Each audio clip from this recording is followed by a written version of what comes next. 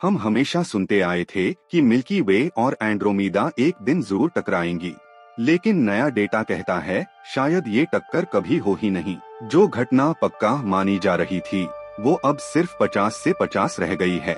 हम दशकों तक मानते रहे कि हमारी मिल्की वे और पड़ोसी एंड्रोमीदा गैलेक्सी सीधी टक्कर की राह पर हैं।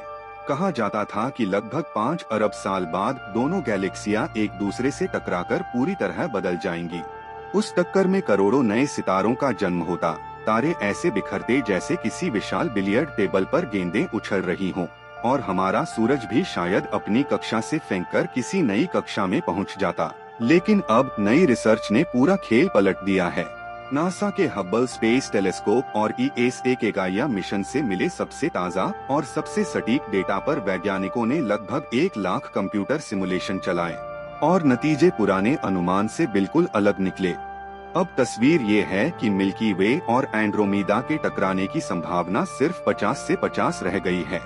यानी जितनी संभावना टकराने की है उतनी ही ये भी कि दोनों गैलेक्सियां एक दूसरे के पास से गुजरकर अपनी अपनी राह पकड़ लें।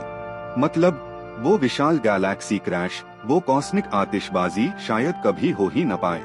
ये बदलाव क्यों आया? क्योंकि इस नए मॉडल में सिर्फ 2 बड़ी गैलेक्सियां नहीं, बल्कि उनकी भारी सैटेलाइट गैलेक्सीज जैसे लार्ज मैजेलानिक क्लाउड और M33 को भी शामिल किया गया है।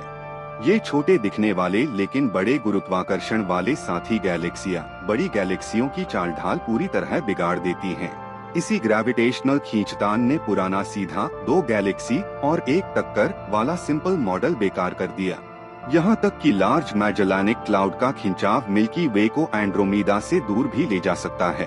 और सच्चाई ये है कि ये घटना हम इंसान शायद देखने के लिए मौजूद ही न हो। पृथ्वी करीब 1 अरब साल में रहने लायक नहीं रहेगी, और सूरज खुद 5 अरब साल में खत्म हो जाएगा। तो ये टक्कर हो या न हो, हम तो बहुत पहले गेम से बाहर हो चुके होंगे। आखिर में सच्चाई सिर्फ इतनी है, मिल्की वे और एंड्रोमीदा का भविष्य अब भी अनिश्चित है। शायद ये टकराएंगी, शायद नहीं। लेकिन इस रिसर्च ने एक बात बिल्कुल साफ कर दी है, ब्रह्मांड हमारी सोच से कहीं ज्यादा जटिल और चौंकाने वाला है।